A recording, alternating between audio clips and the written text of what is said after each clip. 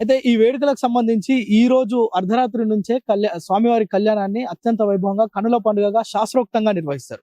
ఈ కళ్యాణ తంతును చూసేందుకు రాష్ట్రంలోని వివిధ ప్రాంతాల నుంచి పెద్ద ఎత్తున భక్తులు వస్తారు. అయితే ఇక్కడ ఎలాంటి ఇబ్బందులు లేకుండా మనం పూర్తిగా చూడొచ్చు. పోలీస్ పటిష్టమైన బందోబస్తు ఉంది. అదేవిధంగా మున్సిపల్ సిబ్బంది కూడా పూర్తిగా ఇక్కడ రోడ్లను శుభ్రం చేస్తూ ఎక్కడ కూడా ఎలాంటి చెత్తా చెదారం లేకుండా, అంటే విచ్చేసే భక్తులు పెద్ద ఎత్తున ఆయా సామాగ్రిని అక్కడెక్కడ పడేయకుండా వారు ఎప్పటికప్పుడు క్లీన్ చేస్తున్న పరిస్థితి మనం ఇక్కడ చూడవచ్చు.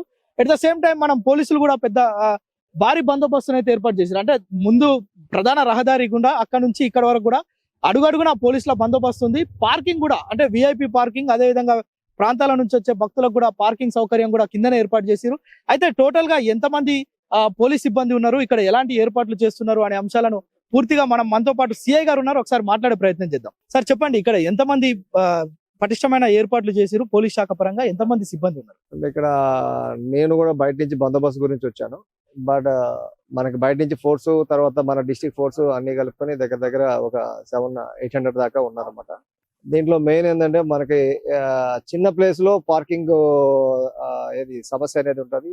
చిన్న గుడిలో చాలా మంది public okay at a time కళ్యాణానికి హాజరవుతారు అన్నమాట. దాంట్లో భాగంగా దాన్ని వచ్చే పబ్లిక్ కి ఇబ్బంది కలగకూడదనే ఉద్దేశంతో ఒక 1/2 కిలోమీటర్ దూరంలో మనము పార్కింగ్ అనేది సిస్టమేటిక్ గా 2 వీలర్, తర్వాత 3 వీలర్, అదేవిధంగా 4 వీలర్ అని చెప్పి డివైడ్ చేసుకుని పార్కింగ్ పెట్టుకున్నాం. తర్వాత ఈ బస్సులు కూడా మరి ఏవైతే ఉన్నాయో భక్తులకు ఇబ్బంది కాకూడదు అని చెప్పని లోపల వరకు అలౌ చేసి అక్కడ యూటర్న్ చేసుకుని మళ్ళీ భక్తుల్ని డ్రాప్ చేసి బయట వెళ్ళే విధంగా సిస్టమేటిక్ గా పార్కింగ్ అనేది ఏర్పాటు చేసుకున్నాం.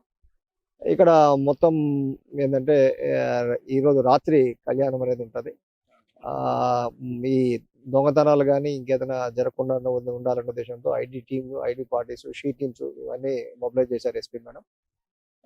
వీళ్ళందరినీ అంటే దొంగతనాలు జరగకుండా, అదేవిధంగా మహిళలు ఎవరైతే ఉన్నారో వాళ్ళ మీద ఎటువంటి ఇది కాకుండా పటిష్టమైన పోలీసు బందోబస్తు అనేది ఏర్పాటు చేసుకుని విధుల్లో మేమంతా హాజరుగా ఉన్నాం.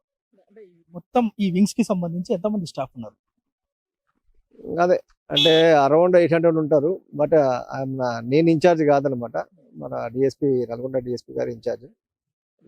నాకు ఇచ్చిన ప్లేస్ ఏంటంటే పార్కింగ్ డైవర్షన్ అన్నమాట.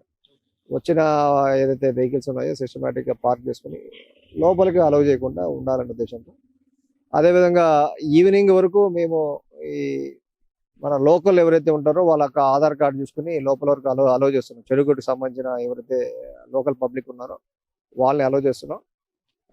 ఈవినింగ్ నుంచి రేపు మార్నింగ్ వరకు లోకల్ అయినా కానీ వాహనాలు ఇక్కడ పార్క్ చేసుకుని వెళ్ళాలి. ఎందుకంటే లక్షల్లో జనం వస్తారు కనుక పోలీసు వాళ్ళకి కోఆపరేట్ చేయాలని చెప్పని చెడుగట్టు ప్రజలకు కూడా విజ్ఞప్తి చేస్తున్నాం.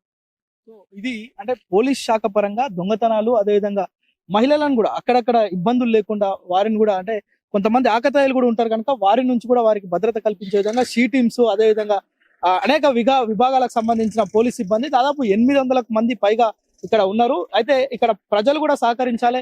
లక్షల సంఖ్యలో భక్తులు వస్తుంటారు కనుక వారికి ఎలాంటి ఇబ్బందులు లేకుండా మేము చర్యలు తీసుకుంటున్నామని సిఐ చెప్తున్న పరిస్థితి ఉంది.